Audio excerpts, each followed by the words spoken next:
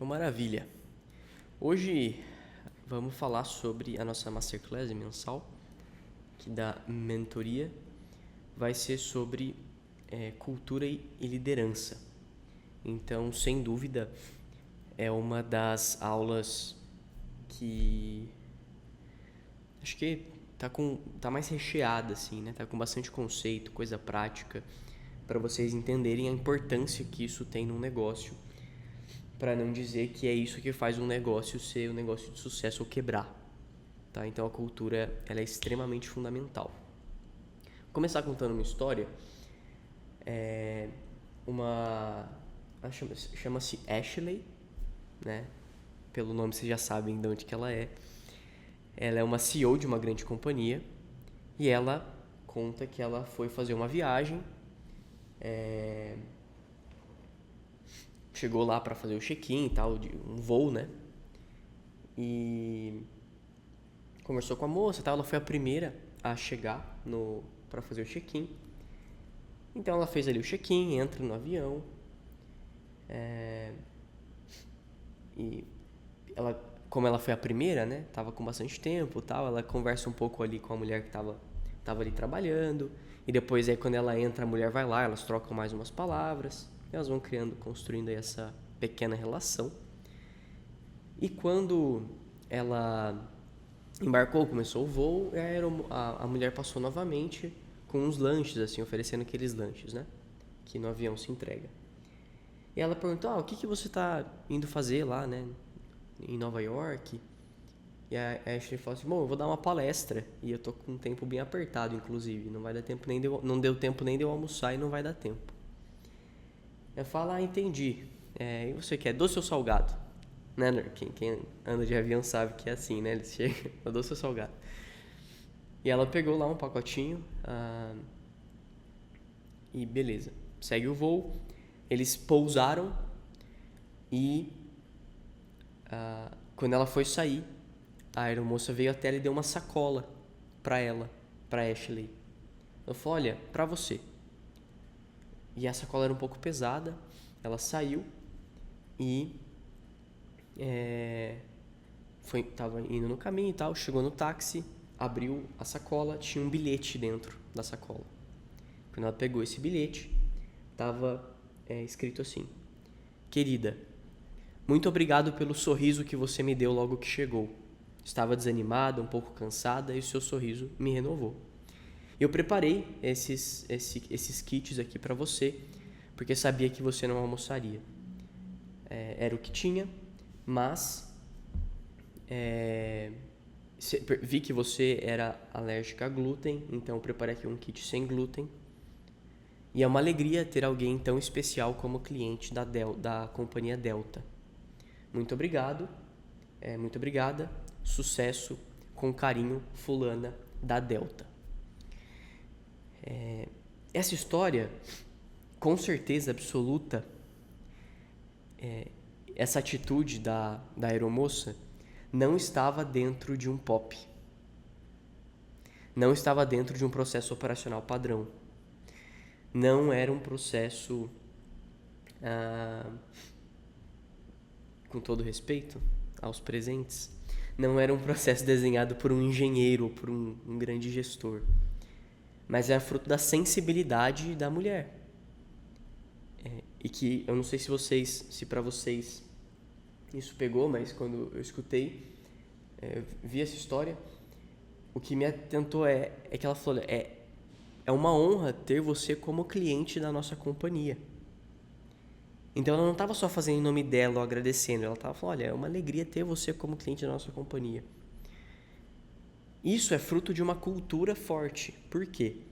A cultura, ela anda e ela chega aonde até muitas vezes processos escritos não podem chegar. Então, deixa eu pegar aqui.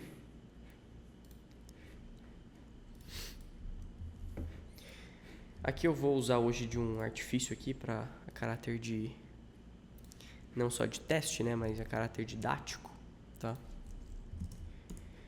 Pra gente testar aqui uma aula mais dinâmica. Então, A cultura é a sua principal ferramenta de liderança. Por quê? Um líder, ele não consegue acompanhar tudo, ele não consegue acompanhar todos os processos, ele não consegue validar tudo, mas a cultura sim. A cultura é o líder quando o líder não está presente. Isso é uma coisa assim, extremamente importante. E que quem, no caso, trabalha, né, tem outras pessoas na equipe, gerencia outras pessoas, etc., entende, olha, tem gente que tem, quando a pessoa tem cultura, fala, eu não preciso nem falar, a coisa já vai estar certa. E quando a pessoa não tem cultura, você fala, eu posso pedir, falar, repetir, e a coisa não vai funcionar, porque vai estar errado mesmo assim. Então, a cultura é fundamental e a cultura tem que ser um grande suporte para os líderes. Mas o que é cultura? Uma definição mais conceitual, né? Então, primeiro que, se a gente for procurar no dicionário, o primeiro conceito de cultura que vai aparecer... E aí, Felipe, seja bem-vindo. O primeiro conceito de cultura que vai aparecer é esse. É uma ação, processo ou efeito de cultivar a terra. Lavra, cultivo, né? Então, é como se fosse a cultura, por exemplo, a cultura de cogumelos, a cultura de mandioca, enfim. Ou, aí dentro de um caráter mais empresarial, a cultura, ela é um conjunto de hábitos, práticas, comportamentos, ritos que formam as pessoas em uma empresa e formam também o ambiente dessa empresa e assim por diante. Então, e é claro que esse sentido de cultivo, ele também é importante, porque quando a gente tenta colocar um hábito para a pessoa, né, a gente está plantando algo ali que a gente quer colher lá na frente. Então, quando a gente planta uma correção, um feedback, a gente planta uma ação correta, uma ação mais bem feita no futuro. E aí, esse conjunto de hábitos, de práticas, de comportamento, de ritos, formam um negócio. Tá? Tem uma frase do Peter Drucker, que ele é Peraí, eu perdi a janela do Meet aqui, não tô vendo vocês. Que é um grande... Ele é tipo o Kotler da gestão moderna, assim, né? Ele é um cara muito expressivo, muito respeitado nesse meio. E ele diz que a cultura come a estratégia no café da manhã. E o que isso quer dizer, né? O que o Drucker quis dizer com isso? Que a gente pode fazer estratégias maravilhosas. A gente pode fazer planejamentos maravilhosos. A gente vai acordar de manhã, a cultura vai lá e vai jantar essa estratégia. Essa estratégia não vai acontecer. Porque a estratégia ela é um conjunto de ações coordenadas, uma organização de ações, né, em prol de um objetivo. E essas ações são realizadas por pessoas. Então não adianta eu fazer um planejamento se eu tenho uma cultura fraca, porque esse planejamento não vai acontecer.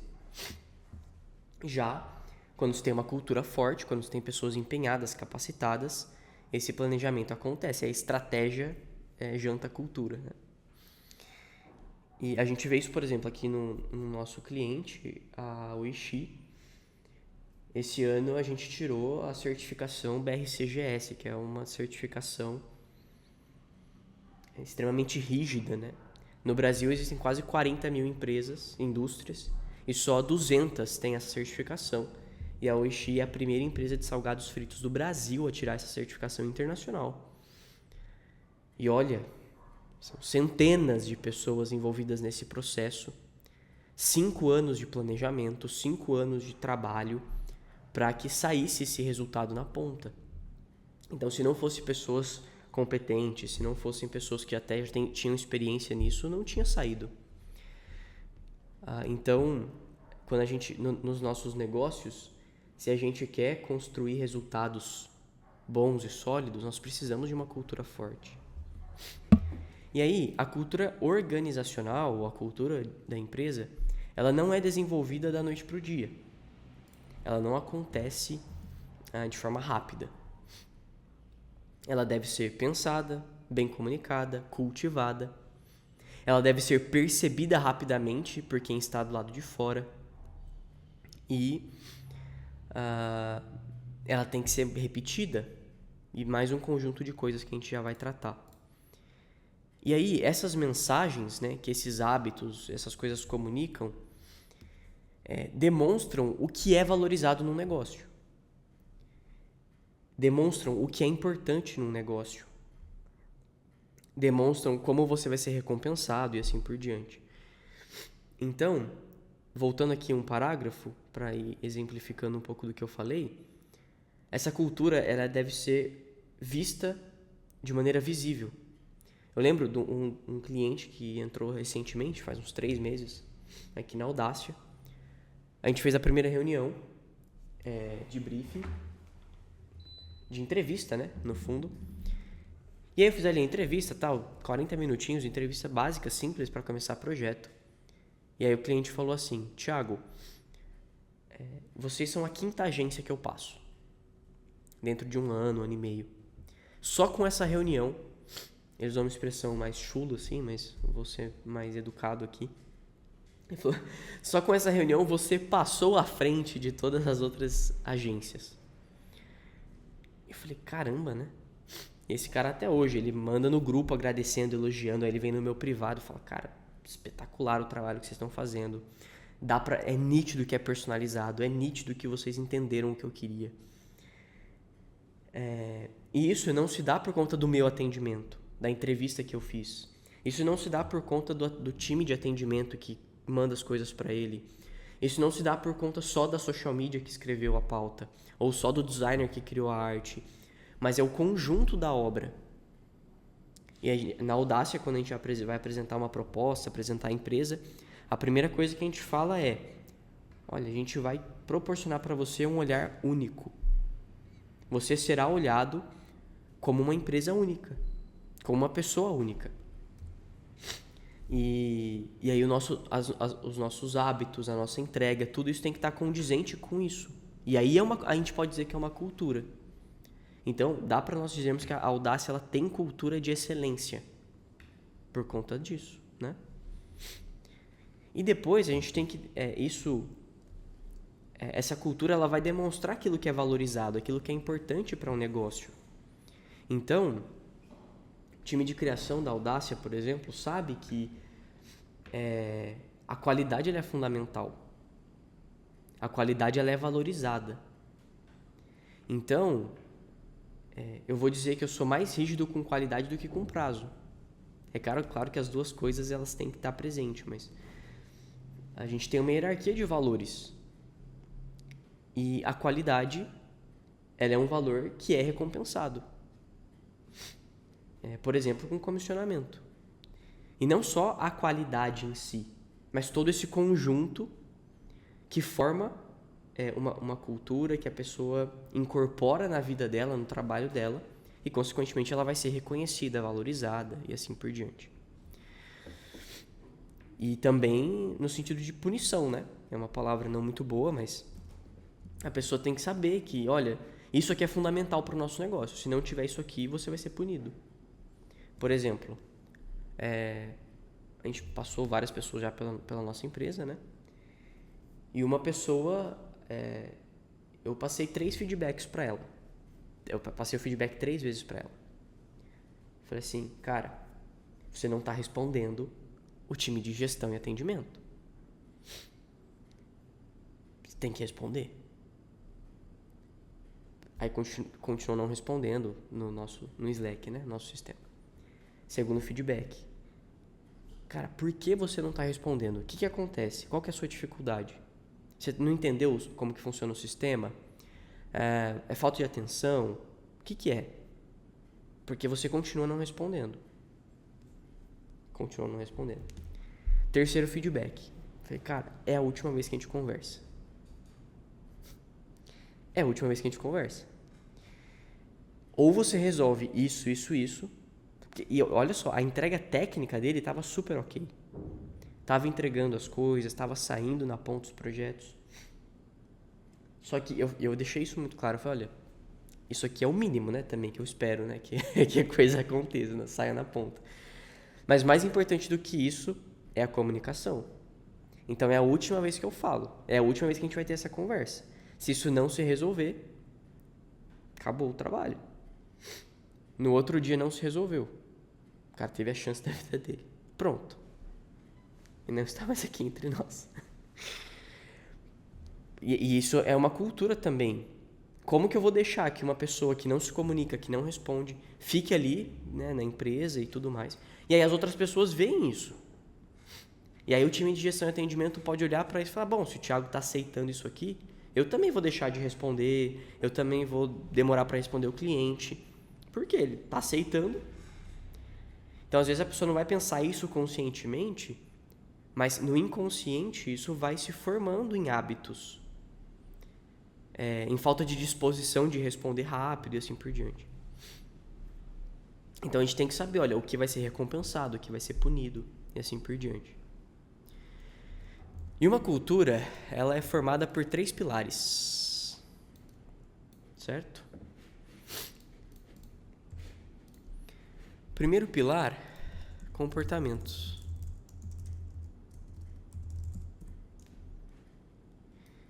Segundo pilar, símbolos. Terceiro pilar, sistemas. Tá? Então, isso aqui é fundamental. E aí, eu vou dar um exemplo, tá? Também da Audácia. Nós temos cultura organizacional na Audácia. Então, como isso se reflete em comportamentos? Nós incentivamos que todos utilizem o Google Agenda. Quando a gente tem reunião, a gente manda convite no Google. A pessoa tem uma hierarquia de tarefas a se cumprir. Então, não é sair cumprindo qualquer coisa na ordem que ela bem entender. Então, isso são comportamentos, são costumes, são ações que nos conduzem para uma cultura organizacional, para uma cultura de organização. A nível pessoal, a nível coletivo e assim por diante. Depois, nós temos símbolos, que são como que sinais disso. Então, por exemplo, nós utilizamos o Slack para comunicação. E aí, quando a gente apresenta o Slack, ali no lado esquerdo tem as categorias os canais, né? Vocês sabem. E aí, quando a pessoa bate o olho naquilo, aquilo já remete a, olha, a coisa é organizada, é categorizada. Isso já é um símbolo de ordem, já é um símbolo de cada coisa no seu lugar. Ainda que seja uma prática de ter esses canais, é um símbolo, aquilo é um sinal. E depois em sistemas. Aqui no caso só do símbolo, o símbolo é algo lúdico. Por exemplo, nossa, a Maria Laura estava brava como um leão. Por que como um leão? Porque ela tinha acabado de acordar e estava com o cabelo desse tamanho assim, e ela começou a rugir. Não. O leão é um símbolo de, olha, ela estava brava, tipo, nossa. Eu falo, nossa, desculpa aí, Maria Laura. A Maria Laura estava cuspindo fogo. Tipo, caramba, o que ela fez? Ela segurou o fósforo e assoprou com álcool? Assim, não. É um sinal, é uma metáfora, né? Então o símbolo é isso, ele não é uma coisa literal, mas é uma coisa que nos aponta para algo. Então a organização ela se dá nesses símbolos, em coisas que apontam para um lugar. Então a gente, na nossa casa, no nosso escritório, onde quer que você trabalhe, você tem que ter esses símbolos também, que remetem à cultura. Então, por exemplo, quais são os símbolos aqui que eu tenho no meu escritório? Os símbolos que remetem à ordem. Os cabos, por exemplo. Se eu não estou utilizando um cabo, ele fica enrolado em uma porta específica aqui do armário. Então eu sei, olha, meu mouse, meu teclado está acabando a bateria. Eu já sei qual porta eu abro para pegar o cabo e conectar. Então isso é um comportamento, né? Mas também é um símbolo, no sentido de que isso que me mostra que cada coisa precisa estar no seu lugar. E aí isso se reflete nas nossas emoções, nos nossos sentidos, sentimentos e assim por diante. E depois os sistemas, aplicativos, sites, programas e assim por diante, que vão também compor parte dessa cultura, tá bom? E a cultura, ela é um organismo vivo, que está em movimento, que está em construção, que está em melhoria contínua e que sofre influência de fatores internos e externos.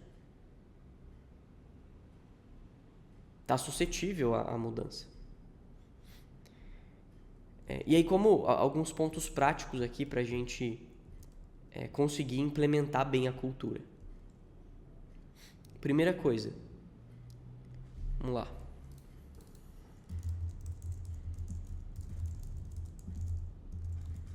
Como implementar cultura na prática. Primeiro,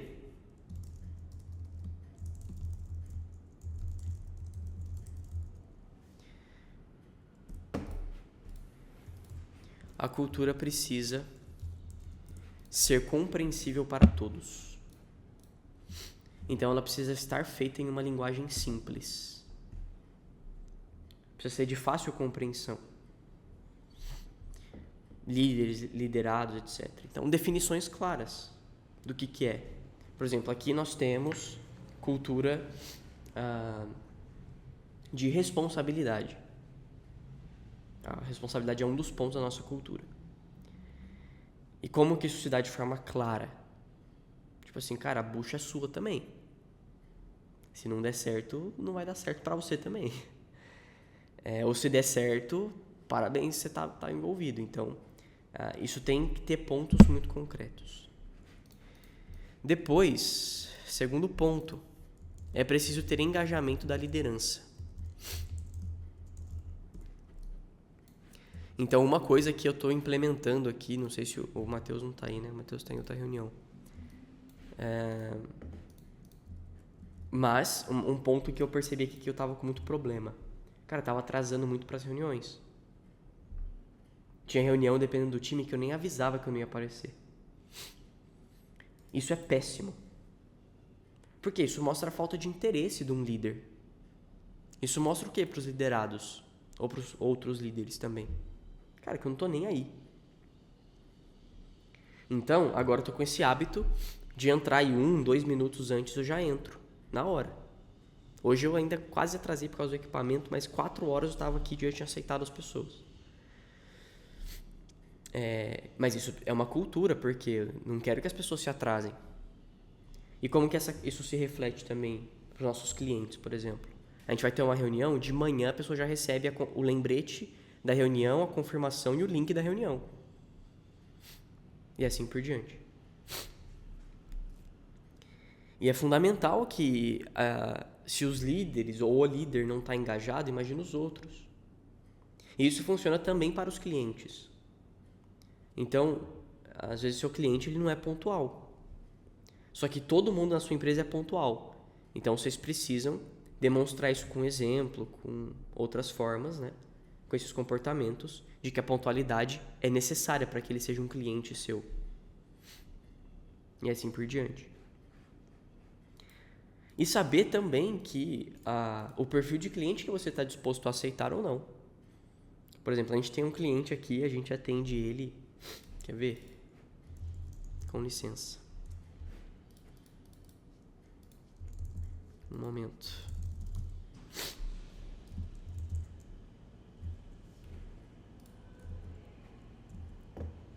A gente tem um cliente que está conosco há 28 meses. Isso dá 2 anos e alguma coisa, né? Nesses 28 meses, Maria Laura, Esse cliente pagou alguma vez no dia? Certo? Acho que nenhum.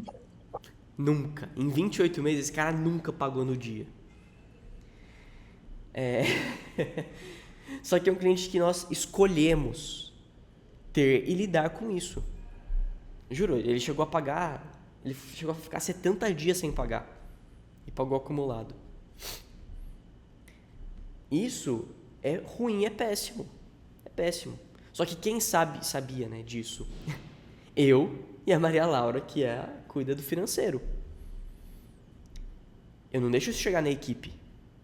Ninguém nunca deixou de receber porque um cliente não tinha pago. Só que, então, é uma decisão consciente também. Eu podia demitir e falar, cara, você não paga no dia, você tá fora. Só que não, nós conscientemente escolhemos. Então, a Maria Laura, sei lá, tudo bem que antes talvez sim, mas nos últimos 6 meses, a Maria Laura não me viu reclamar mais. Eu não reclamo mais. Por quê? Reclamar não adianta.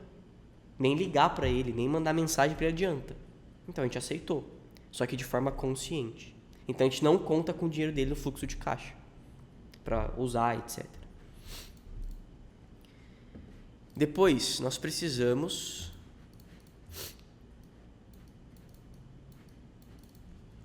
de uma comunicação aberta e consciente. Boleto com juros, boa.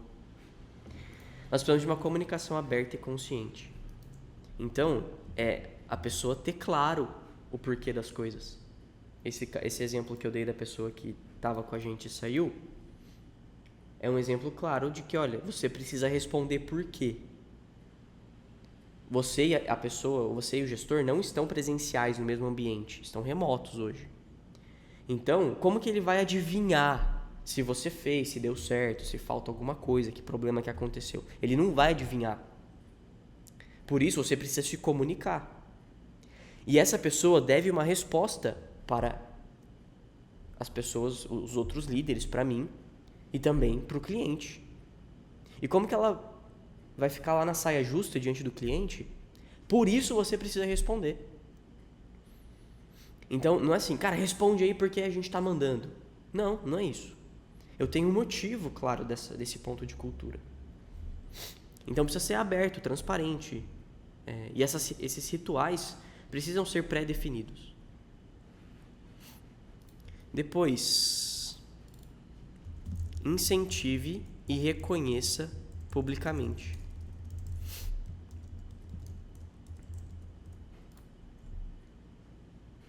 Aqui eu lembro um dia que a gente, também na Audácia, né? A gente tava tendo o cliente estava tendo um evento, uma coisa lá muito grande. E aí todo mundo meio que precisou trabalhar à noite, assim. É muito, muito raro de acontecer, mas esse ano aconteceu. E aí eu fiquei aqui com 2 designers até, sei lá, 11 horas, 11h30, meia-noite, fechando os materiais. E aí falei, poxa, beleza, né? Ficaram aí e tal. Agradeci. Mas, cara, como é uma forma de reconhecer? Porque, olha, parte da nossa cultura é responsabilidade, né? Parte da nossa cultura é, olha, você assumiu a bucha com a gente. Então, peguei ali, pensei e tal na hora, e mandei um cupom de iFood aí, de, sei lá, 35, nem lembro quanto que eu mandei. Mandei um cupom de iFood. Falei, olha, tá aí, obrigado aí por ter metido a mão na massa aí com a gente e tal. Olha, é uma cultura de incentivo. Né? Eu lembro que teve um ano que a gente mandou caixa de chocolate na Páscoa, enfim, ou no Natal, não lembro. Como forma de reconhecimento, né? Da pessoa. A gente não mandou pra todo mundo, não. Mandou só pra quem tinha cultura. tô brincando, não lembro, na verdade. Acho que a gente não mandou pra todo mundo mesmo, não. Depois, investir. Se você não recebeu chocolate, você já sabe. Investir no desenvolvimento pessoal e profissional das pessoas. Tá? Então, são coisas que... Aqui eu vou dar exemplo 100% da Audácia hoje, mas Na verdade, Audácia barra Fortuna, né? Agora. Mas, por exemplo, em cada ano que eu fui no evento presencial do Novo Mercado, a empresa levou uma pessoa junto. Eu paguei para alguém ir. Então, porque, olha, acho que é importante, não dá para eu ir lá e fazer tudo sozinho e tudo mais. Também comprar cursos. Agora a gente vai implementar aqui, fiquem sabendo, o G4 Skills, que é uma plataforma do G4, que tem trilhas personalizadas para cada setor. Aí você pode estudar aquilo e você acompanha, você monta a trilha. Preciso que o setor desenvolva tal coisa, sei lá, né? Desenvolva negociação, desenvolva aquisição de leads. Então, olha, fulano, aqui está o seu acesso, aqui está a trilha, estuda e vão aplicar. Então, é investir, né, nas pessoas. E aí tem uma questão que o pessoal sempre fala. Mas e se eu investir na pessoa, e se eu der um curso para ela, e ela depois for embora e levar aquilo que ela aprendeu? E aí eu digo, é muito pior você não investir nessa pessoa, não pagar treinamento e ela ficar. Porque aí você está ficando com alguém incompetente no time. Aí é um problema. Então tudo bem, você pagou, a pessoa foi embora, faz parte. Agora, você não vai pagar com medo da pessoa ir embora e ela fica, e você está ferrado, não vai funcionar. Então, a gente tem que investir nas pessoas. Assim como investiram em nós, né? Nós temos que dar voto de confiança, temos que investir tempo nas pessoas, investir atenção, escutar, perguntar, conhecer. Tudo isso é fundamental para um negócio. E para os clientes também, né? Então, investir também, entre aspas, no desenvolvimento do cliente. Quantos clientes a gente tem que moldar, tem que lapidar o cliente junto. Isso é extremamente comum, né? A gente tem que formar o cliente na gestão, formar o cliente na organização, formar o cliente em cultura de branding, em cultura de posicionamento, e assim, em cultura, sei lá, o pessoal da Loki, em cultura de registro de marca. E assim, eu hoje, por exemplo, não penso um produto, olha, não penso em nada sem antes olhar no NPI. E a Loki deu um problema agora numa das empresas, né? A gente tomou uma... Em outra empresa agora a gente tomou uma... Não conformidade, esqueci o nome. E aí, falei, a gente tá parado, vamos resolver, entrar com recurso. Agora estamos entrando com recurso para resolver. Mas isso já tá na minha cabeça, assim, a parte da minha cultura que a Loki colocou em mim. Tá? Então, a gente tem que colocar a cultura nos clientes também. E depois, contratar ou ser contratado por pessoas, empresas que se identifiquem com a cultura. Isso aqui é fundamental. Extremamente fundamental. Tanto quando a gente vai contratar um parceiro, uma pessoa, tanto quando a gente vai vender um projeto, assim por diante. Então essa parte sobre cultura é um caminho aí, tá, interessante pra gente ir aplicando, e isso vocês podem montar no Excel, no Notion, e muita coisa vocês vão ver que vocês podem perguntar para as pessoas ao seu redor. Porque a cultura ela já é um conjunto de hábitos. E é só você escrever os hábitos que vocês já têm. Ou uma cultura pode ser forte ou fraca. E aí tem uma outra questão, né? Que é, se vocês não têm uma cultura, vocês já têm uma cultura. Pensem nisso. Se vocês não têm uma cultura clara, se vocês não têm os valores, os hábitos escritos, você já tem uma cultura. Que é não ter uma cultura forte, não ter essa organização, e assim por diante. Tem uma pessoa, né, que converso com ela e tal, sobre negócios, e ela sempre reclama muito do time. Sempre fala, olha, tá impossível, a gente não dá conta, time ruim, não vai pra frente esse negócio e tal. E eu, caramba, né, a gente conversando uma coisa ou outra. E aí um dia eu tava viajando fora, eu tive a oportunidade de ir na empresa dessa pessoa. Dá licença.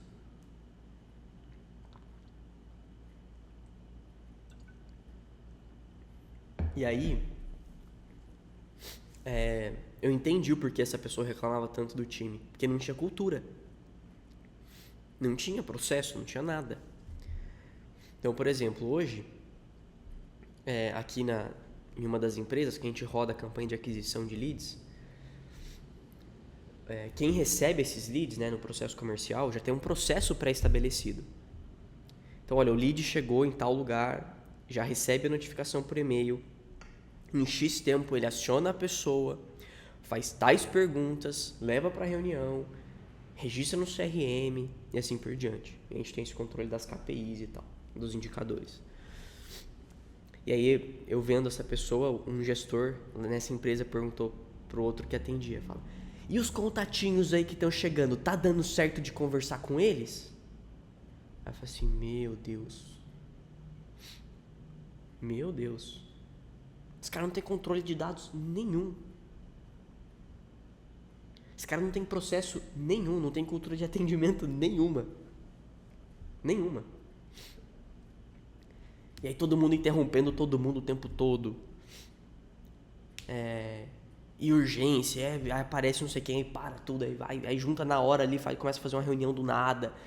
Assim, é claro que a coisa tá uma bagunça. A cultura me interrompa a qualquer momento que eu vou parar o que eu tô fazendo e fazer o que você tá falando. Então, a gente tem que tomar cuidado com essas coisas. Não ter uma cultura clara já é ter uma cultura fraca.